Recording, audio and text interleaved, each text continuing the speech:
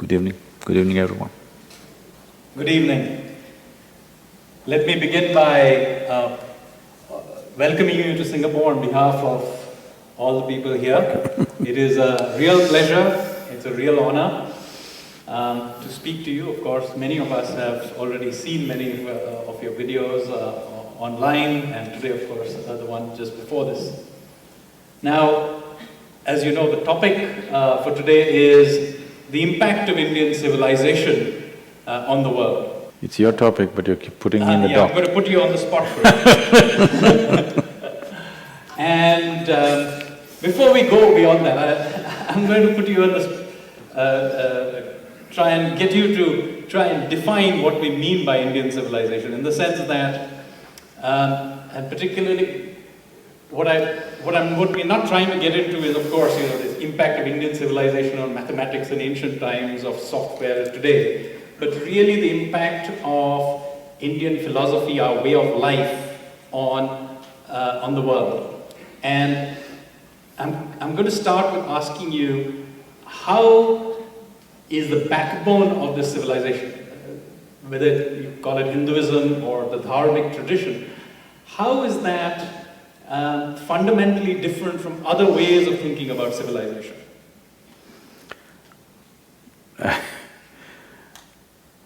You use the word backbone. That is the essence of Indian civilization. It doesn't have a backbone. Because what a backbone means is, the form is determined. Your body takes on this form because the skeletal system is a fixed thing. You can change a little bit, you can make it big or small, but the skeletal system is a fixed thing. Nobody has changed the shape of their bones out here. They only can put on some flesh or reduce some flesh. So backbone essentially means that you become a vertebrate. Vertebrate means you can only change your form marginally, not completely ever. But the ethos of Indian civilization is, it's like an amoeba. It can change, it can integrate, it can drop with impunity. So, the essence of Indian culture is, it is not a vertebrate, it's an invertebrate. Okay, if we are an invertebrate, but there must be something that gives it a certain cohesiveness, surely. Otherwise, to say that it is an amoeba, there is a danger here that we fall back on saying, Hinduism is a way of life. And ultimately, it means nothing. So I'm going to have to press you on and try and get you to give me some things which I would say is more… This question is coming because both you and me and almost everybody here, whatever type of education they have received, fundamentally is Western. Largely that's the only education system left, except for few small pockets. So when I say Western, I'm not talking about a particular nation or particular continent.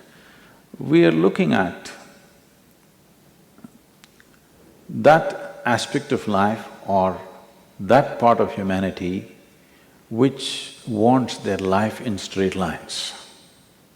When we say Eastern, we're talking about that aspect of humanity which does not want to be put in between two lines.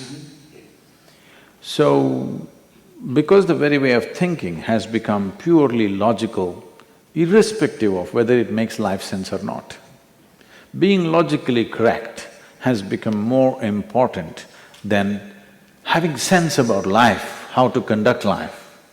Everything is logically correct but nothing works. People are just breaking their minds, trying to live their life, but it's correct. And today, the food industry on the planet is 7.6 trillion. The pharmaceuticals are 7.2 trillion. They tell me by 2017, pharmaceuticals is going to become larger than food industry on the planet. This clearly shows that our sense of trying to handle life in straight lines has not worked. Though we have great inventions, though we have all kinds of preventives for every kind of epidemics and pandemics we used to have in the past, still more people are sick than ever before. So this is what I mean by saying we are correct on everything, but it doesn't have any life sense. What we called as India is a profound sense of life, but we are never correct about anything. I think basically what you're describing is really a evolving ecosystem. It's a messy system. It's like… it's not messy, that is what a Western man would think. Okay.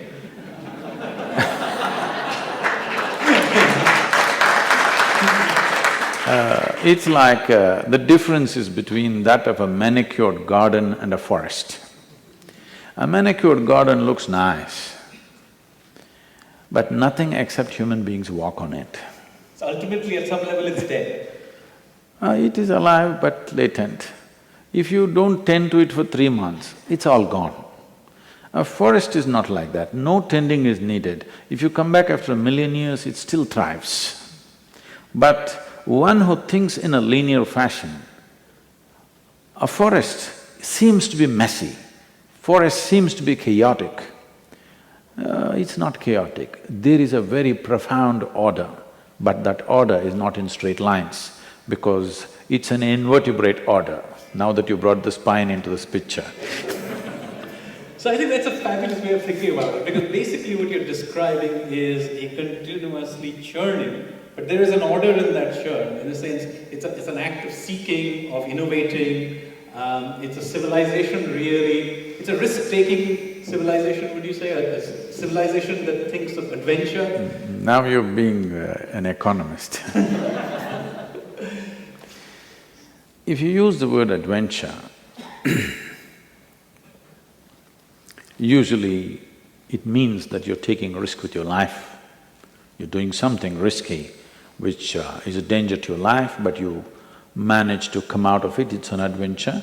If you don't manage to come out of it, it was a stupid action, all right? That's how it is. If you successfully come out of a dangerous situation, it's called an adventure. If you don't come out, you are just stupid. Isn't it? So if you do a stupid act successfully, you're adventurous. Or you're a risk taker. Or you're a risk taker. You're talking in economic terms?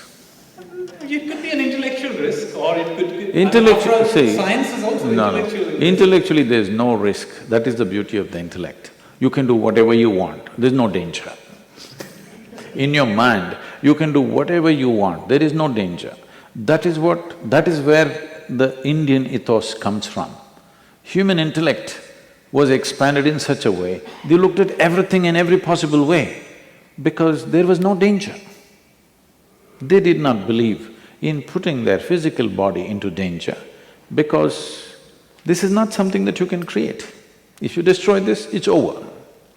But in our minds, every concept we have, every philosophy we have, every idea we have, every ideology we have, we can crush it right now, this moment. Next moment you can come up with a whole new world.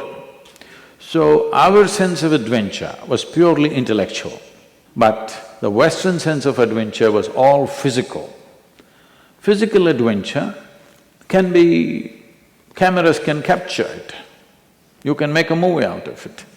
Intellectual adventures cannot be captured like that. Even if it is expressed in some form, in the form of literature, philosophy or whatever, very few people will get it, all others will ignore it. Everybody can… large part of the world, I was surprised to know that whatever this one mad wrestling matches are going on the television, yes, whatever, some crazy stuff, it's not even real. And it's most unesthetic, but I heard this is the most popular channel in India right now. It is, yes. Even my sons watch it.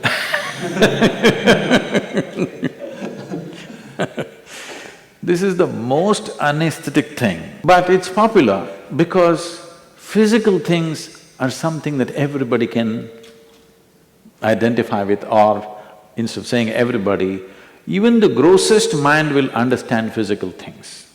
But intellectual adventures, it will take some level of appreciation, some level of refinement within you to understand the intellectual adventure. When I say intellectual adventure, let's look at it like this. It's not now. Even 5,000 years ago, if you go back to the times of Mahabharata, what they are speaking, even today in modern times, most people cannot come to terms with it. It's that revolutionary. But these adventures were done, people ignored everything. If you say, for example, 5,000 years ago, Harappa Mohenjo-daro, what did you read in your book, textbook? They had a very organized drainage system. But to build a city like that, how people should have been, what should their thought be, how should they be thinking, what were they doing, what was their trade? No, nothing about that, nobody read anything about that. Everybody reads very good drainage system Harappa Mohenjo-daro had. All of you must have read this, isn't it? And is an entire civilization about drainage system, I'm asking? No, I think that you bring up a very interesting point about civilization is more than, of course, the drainage system, but it's about a certain spirit. I'm sure in the minds of the people who lived in those cities, drainage was the last thing on their mind. No, I agree with you. And in fact, one of the interesting things about Indian civilization is that this intellectual adventurism or culture that you just described was enormously attractive because it spread across the world, taken by Indian merchants. Of course, we now live in this part of the world. We are in a city called Singapura, the Lion City. The very name is… And in fact, the largest Hindu temple in the world is not in India, but in Cambodia, Angkor Wat. And all the way across through to Korea, where in fact many people may not realize, but Koreans say that their civilization starts with a Korean prince marrying a princess from Ayodhya. So this is certainly a very attractive… Don't tell me North Korea came from North India and South Korea came from South.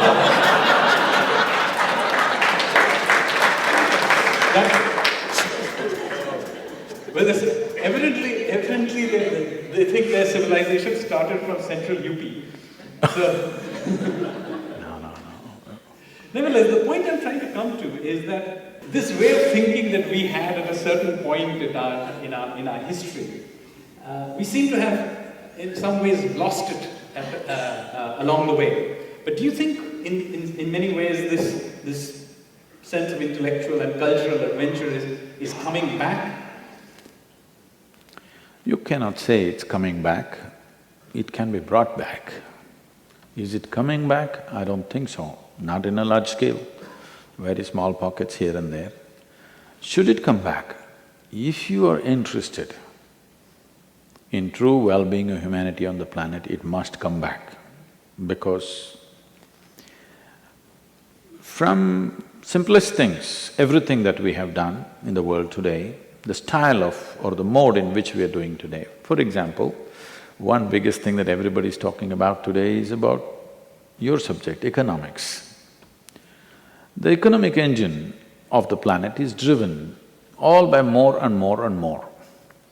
But physical world is a world of limited quantities. More is only destructive.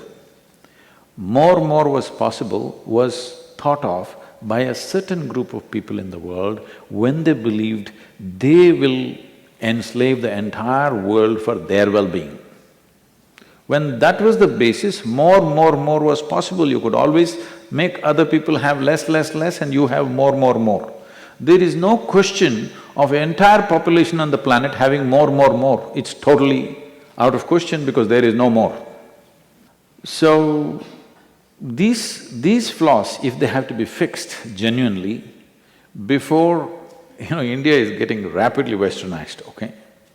Many parts of India, urban India is more west than west, all right? It's more American than American, many people in the country. So before it becomes an all-encompassing thing, we must bring it up, not for the sake of preserving our nation's culture. I am personally not identified with any nation or any piece of geography or history for that matter. But this is the only culture which has nurtured seeking. It is… if you look at fundamentally why India was recognized as one country, though at times politically it was nearly 500 entities, at the same… in spite of that, people from outside recognized this as Bharat or Hindustan or as one nation, and people within the country also felt they're one nation, though they were ruled by various kings, is just this. Always this land has been a land of seekers, never a land of believers. Fundamentally, the difference between seeking and believing means, seeking means you have realized that you do not know. I do not know is the basis of seeking. Believing means what you do not know, you have chosen to assume and concretize your assumptions and put God's seal on it, finished. Once you put divine seal on your stupidity, you can never come out of it, okay? Yes, once you get heavenly approval for all the stupid things that you do, there is no way out for you, you're stuck. Here, this is a culture where even if God appeared or somebody appeared whom you believed is God, still they cannot give you commandments, this is the thing to do. Well, for example, the most famous book probably is the Gita in India. Well, he is supposed to be God himself, whatever he says, the other guy is arguing and arguing endlessly, asking 1,000 questions, because even he cannot give commandments to him. It has to make logical sense to him, otherwise he's not going to take it. This is not today's culture. 5,000 years ago, this is the way we have been. This is the way we are right now. But today, because we have been, 250 years ago or 300 years ago, we were the strongest economy on the planet, everybody wanted to come to India because it was the richest nation. Well, last 10, 15 generations, we have fallen on bad times. Because of that, nobody listens to what you're talking. Slowly it will change, because in the world, if your voice has to be heard, first thing you must be successful. There is no substitute for success, unfortunately. It doesn't matter what brilliant things you're talking about, unless you're speaking from the platform of success, nobody is willing to listen to you. But the idea of seeking is quite an interesting one, taking that in some sense it's a very postmodern, in fact post-industrial idea about how to think about the world, which is essentially that we poke every assumption of our lives or ideologies and we try and dissect it. Now, there is one danger in this, in that it can lead to you becoming negative, or even begin to think that sort of mysticism is some sort of a monasticism, i.e. meaning, that is surely not what you're trying to say here. It's not a self-denying way of life that you are describing. Tell me, if you don't take out your 12-cylinder car today and you chose to go on a bicycle, is it self-denial? Or is it eco-sensitive? It depends who is looking at you, right? Somebody chose to sit in a place under a tree and he was happy sitting under a tree. Why do you call it self-denial? He might have found something that you not imagined possible. He has found something which you cannot even imagine. That's why sitting under a tree, he's fine. So many of these ideas that you are telling us, I believe some of it came to you while you were since you mentioned bicycle, but maybe on a mobile, crisscrossing India. So it would be wonderful if you could give us some sense of what is it that really you found as you crisscrossed this country that inspired you to begin thinking like this? Initially, I did most of South India on my bicycle. Oh, the bicycle? Initially. I did Southern India on my bicycle. I was planning an expedition on my bicycle to Moscow. Okay. But then my father a little lost his mind, thinking how I will go to Moscow on my bicycle. Two of my friends went. They came back after all nearly 4 years. being on the They bicycle. actually made it. They made it. They went to Moscow, they went all over Russia, they went through all this, now all those, the 20 and odd Central Asian countries, and they came back after 4 years. Well, I got kind of sabotaged. Anyway, my travels, I was just flipping through your geography history book, you know. This geography and history is a little… I had a joke for you, it's okay? Yeah, sure. A novice bank robber wanted to try it on a gas station first. So he walked into the gas station, pulled out his gun, and he put his gun to the salesperson and said, "All the cash, otherwise your geography." He said, "Come on, you mean history, isn't it?" No, he said, "No, don't change the subject."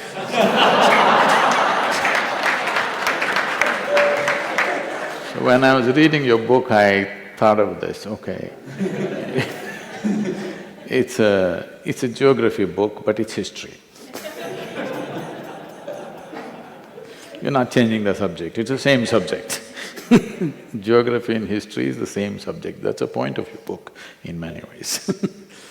So, for me, all these travels, I traveled without any purpose. I was not going to any particular place, I simply rode across India. For me, because I never thought, nor do I even today think in words, I only see pictures and videos in my mind always. Even today, what I did those many years ago, I remember every feature of land. It's very difficult to explain this. I'm not talking about some great mountain or river or a waterfall, not like that, those definitely I remember. I'm talking about every corner, one little outcrop, one little bird was sitting on the tree, one small this, one anthill here, one there. It's just in my mind. This is the biggest pleasure for me. When I want, I play back. Just simple terrain. The land just took my heart away, just looking at the land. Then came people for me, because in my mind, in my experience, everything I look at it is all… first of all is geometry for me. If I look at a human being, first thing is I look at the various aspects of geometry, and if I look at them right now, I will tell you in 10 years what problem they will have. Because if their geometry is okay or not okay is so visible, the very way they sit and stand, you can see what are they going to get or not get. Because geometrically, whether it's right or wrong, the entire physical existence is a consequence of geometry. Only what is geometrically right will last. What is not geometrically right will not last. How long something lasts simply depends upon whether it's geometrically correct or not. I think they were showing those buildings. It is all about geometry for me. And the very word yoga means this, that you align your physical geometry with the cosmic geometry, suddenly what is there is here also for you because you're properly aligned. So when I looked at the terrain, which at that time only India, now I traveled all over, but at that time when I traveled, it was all about geometry, how a little rocks… I'm not talking about huge, massive, monumental rock. I'm talking about a little stone was sitting as I was riding from the corner of my eye, I saw that stone still lives in my mind. So this is how I just absorbed India into me. Then it came to people. I just ride into some village, walk into some home, any home. I just walk in and I say, I'm hungry. They would look at me, who is this guy? But they said, okay, and they would arrange a meal for me. I would eat there, and if I wanted to sleep there, right there, either if they allowed me in the house or just outside the house, I slept there and early morning I was off again. So for me, I never introduced myself, nor many times I never asked their names, nor did I exchange email ID because there wasn't one at that time. There was no need to again reach back and contact them, nor did they have any need to know who I am. It was just like that. This is India. Just come together as if You belong to them. Tomorrow morning you're gone, like you never existed. This is how I traveled. Very, very rare, In these entire travels, I remember maybe 5 or 6 times I stayed in a hotel room. Otherwise, I slept in anybody's home or sometimes just outside in the town. In the center of the town I would sleep, people would come and ask, who, what, this, I'm traveling like this. Somebody would take me and give me food because I'm saving every rupee for more gas means more miles. So my impression of India and people and the culture was, there are no lines. If you don't carry lines, there are no lines. A lot has changed since then, of course. So many things have happened, people are suspicious about each other, there has been terror attacks, there are bombs, everybody wants to frisk you from top to bottom now. So many things, that's because of the events that have taken place. Otherwise, this is India. Even today, I'm sure it's true in rural India, it's still like that. You can walk in anywhere and it's okay. If what they have, they'll share it with you. It's not some great meal they're serving you. If you approach in a certain way, everything is wide open because there are no lines in people's minds. Lines are now being drawn because people are going to schools now, everybody's getting educated. Educated means you become less and less inclusive. See, this is the kind of education we're getting. The more educated you become, the less inclusive you become. There was a time, I've gone and stayed with families, a family of over 400 people. In Karnataka, in the coastal Karnataka, there are families where 400 people in one family. And one more guest, they don't even care, okay? You also stay and go, what's the big deal? But today, gradually it came down, family meant you, your wife, your children, your parents, not her parents ever.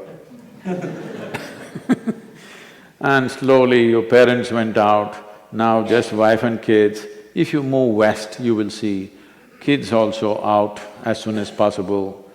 And slowly husband and wife are living in many homes, I'm telling you, I'm not joking.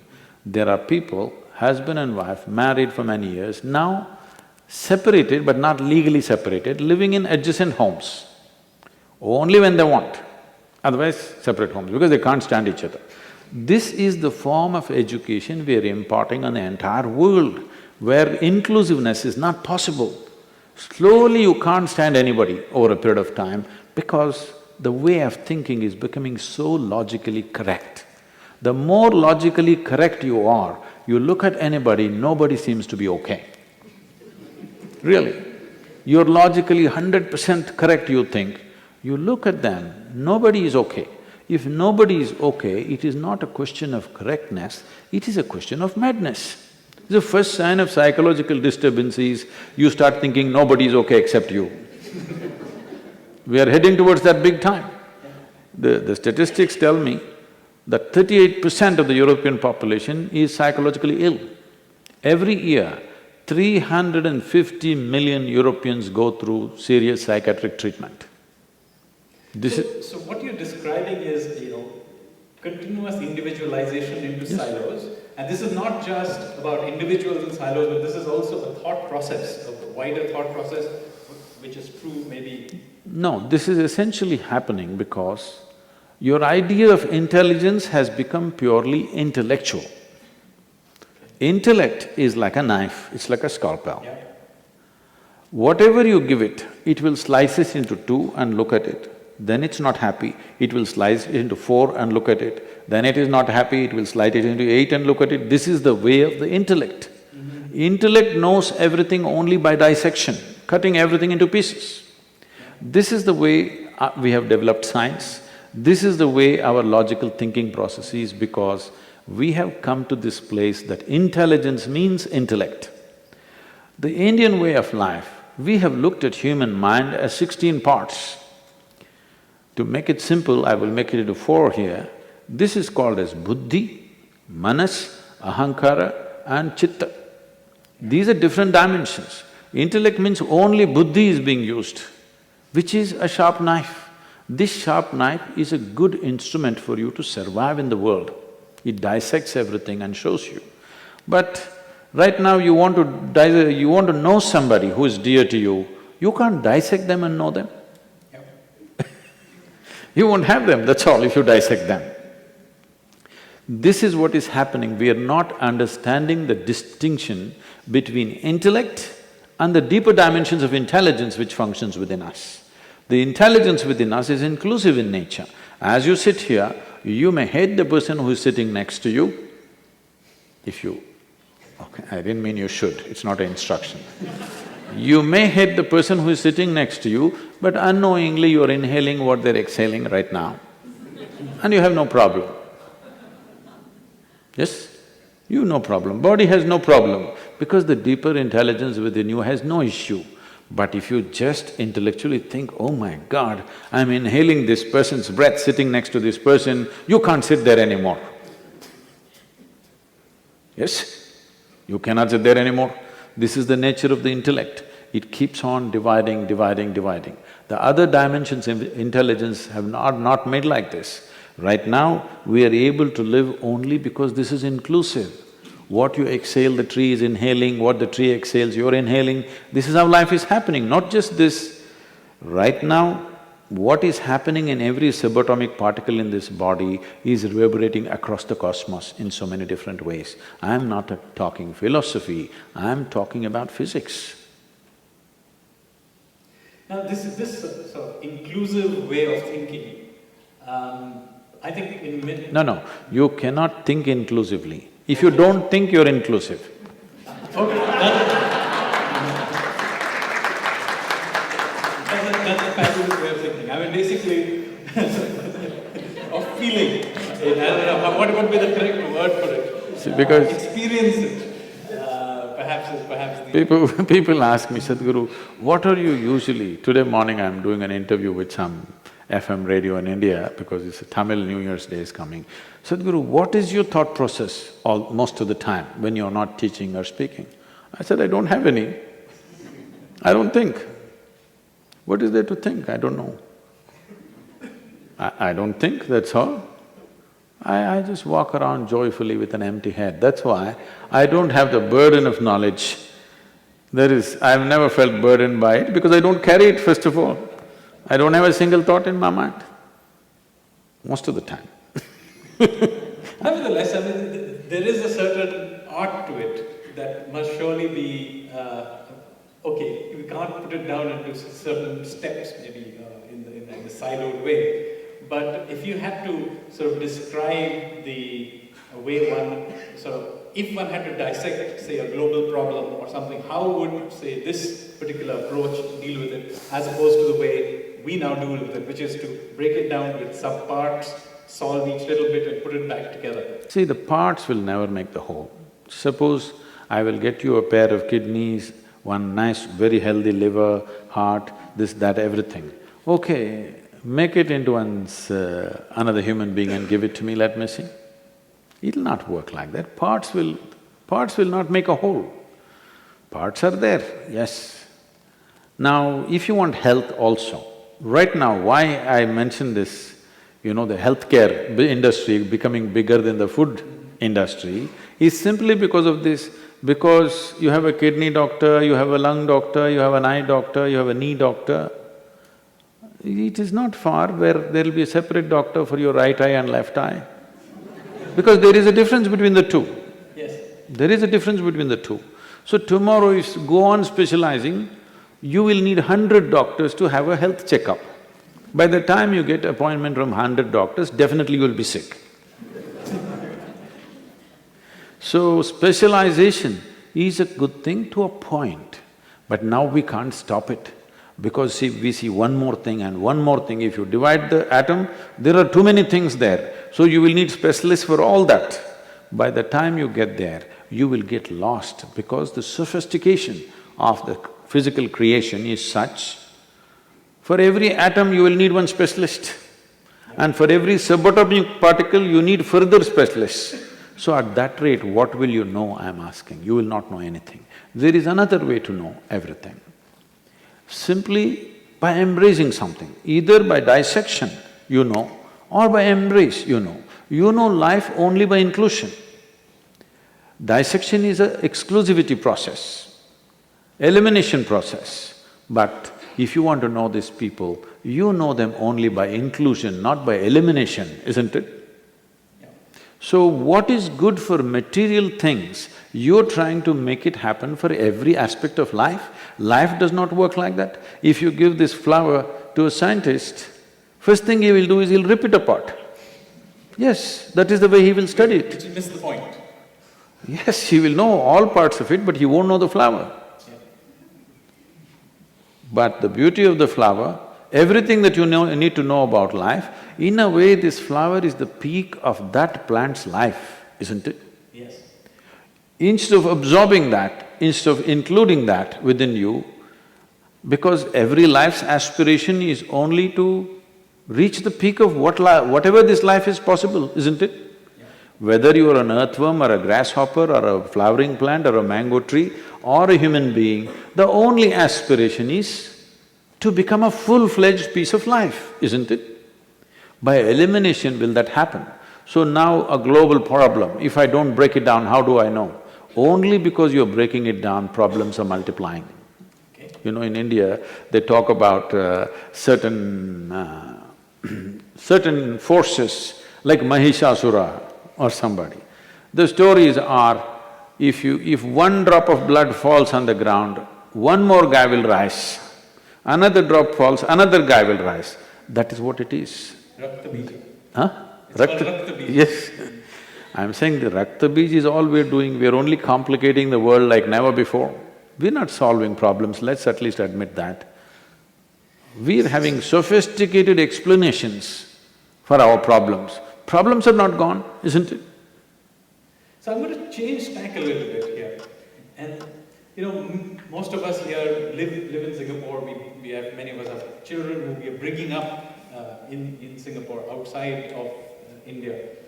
And we want to take some of this line of thinking and pass it down to them. What are the one or two things that you think are the critical parts of our culture and civilization that I think we should try and get them to imbibe? I see both your boys are in kurta at least.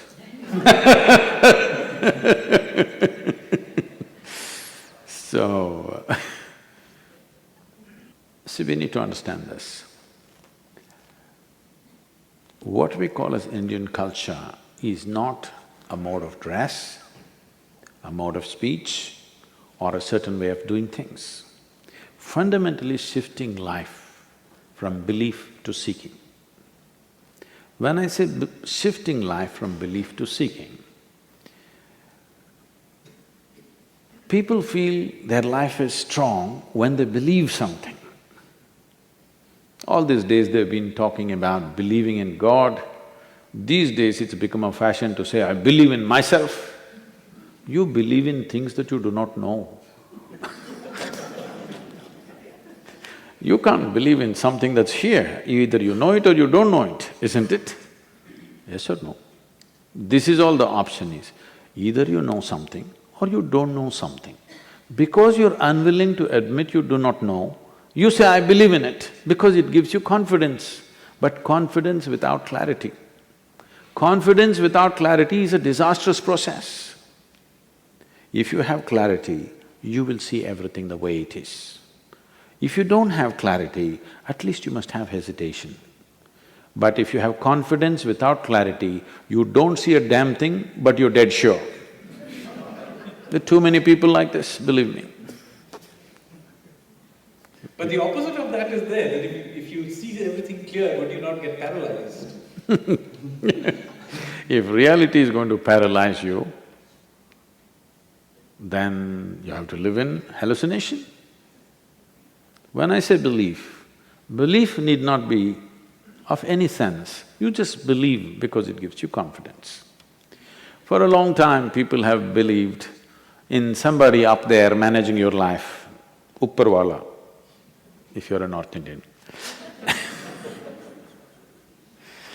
So, first of all, we are sitting on a round planet and it's spinning.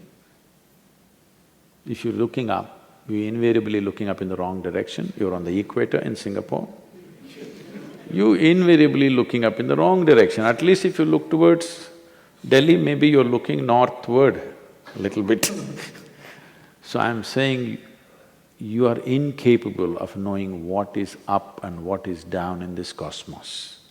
Nowhere is it marked this side up. Have you seen this side up mark in the cosmos, in the galaxies somewhere? No, you don't know what is up, what is down. If you go further south, even people in Australia, down under, they think they're also looking up, isn't it? So there is no up-down business. This is why in what is called as Indian ethos, the fundamental things which are essentially different from every other culture on the planet is, one thing is there's no belief system, another thing is there's no God, because always you have been told that your life is your karma. What this means is, karma means action or doing. When we say your life is your karma, what's being said is your life is your making, entirely your making. There is nobody else influencing from anywhere. But so many things are happening beyond me, how? That is because, just tell me, today morning you woke up, from that moment to now, there are four types of action: physical, mental, emotional and energy actions are happening. Every moment of your wakefulness and sleep, it's happening. From the moment you woke up till now, how much of your activity or how much of your karma in body, mind, emotion and energy are you conscious of? How much do you think? Percentage, tell me. How much percentage do you believe you have conducted consciously? In body, in mind, in emotion and energy? Probably quite small. Way below 1%, okay? You might have done a few things consciously, rest is all simply happening. When so much is happening unconsciously, the results that happen out of that unconscious action, you try to attribute it to something.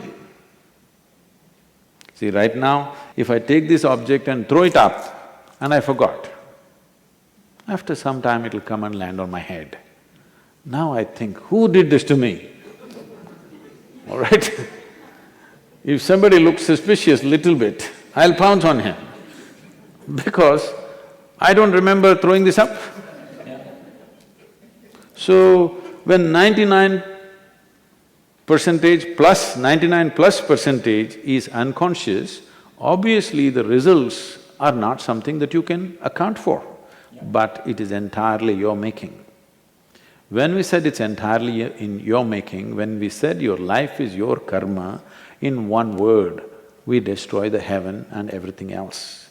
All the people whom you worship in that country are people who walked the geography at one time. We looked up to them because of certain qualities. When I say certain qualities, for example, Ram is a big icon because you're talking about UP, central UP. In Ayodhya and whatever, misfortunes. His life is full of misfortunes. He is a rightful king.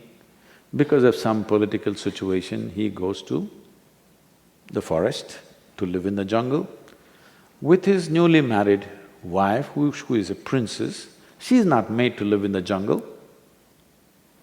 And his brother, out of his love, leaves his wife and his family and goes behind them to take care of them. Oh, they lived in the forest means you watch some stupid movie where they were walking like this and golden-colored deers were floating around and they had such a romantic life. No, I will tell you, you go and camp in the forest for 3 months. Believe me, we can't recognize you, you will become like that in 3 months' time. Yes, you don't know what it means to live in a jungle. Not today. 6 or 7,000 years ago, when it was fully on, jungle was fully on, not like today, it's not a reserve. Entire country is forest, full of wildlife. Living there with a young woman who is not trained to live there is not a simple thing, it's a severe punishment for anybody. As if that was not enough, Ravana came and kidnapped her. Ravana was not a tiger, he was a lion. So, and then the man goes in search of his wife. I was in a small town in Andhra Pradesh, and one little girl, one 13, 14-year-old girl stands up and asks, Sadhguru, they say that Rama went walking from all the way from Ayodhya to Sri Lanka to find his wife. Is it true? How is it possible? It is not practical, isn't it? And I looked at her and said, see, you're still a little girl, but in a few years you'll find a man. When you find a man, do you want a man that if you get lost, he will anyway come looking for you, or he thinks it's not practical and finds solution? Find solution in the neighborhood.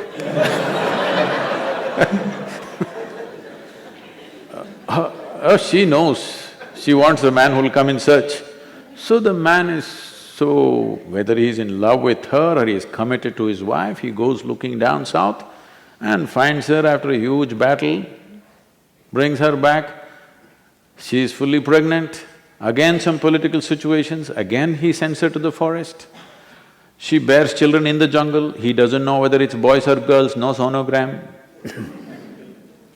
He doesn't know whether it's boy or girl or boys or girls. She delivers twins and he doesn't know. And then he wages a war. He gets into a battle with these boys, not knowing they're his children. He could have killed them.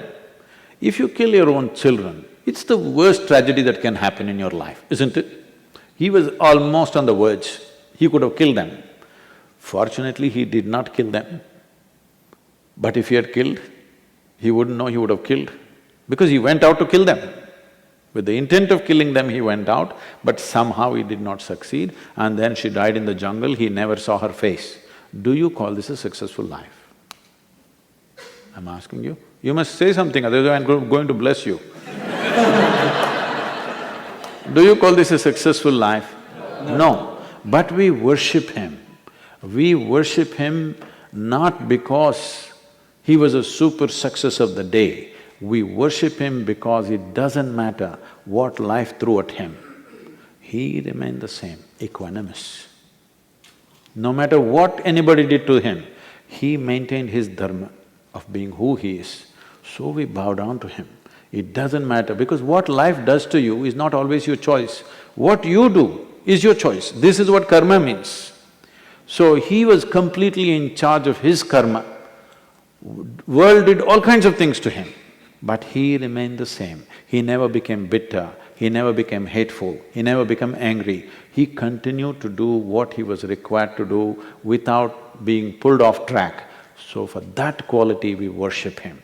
Because when we said our samskriti, you must understand the word samskriti. Sam means equanimous, it also means exuberance. Kriti means to do life in an equanimous and exuberant way. Equanimous, not in a death-like way. Exuberant, not in a drunken way. Equanimous, but exuberant. If you conduct this life like this, this is called as Bharatiya Samskriti.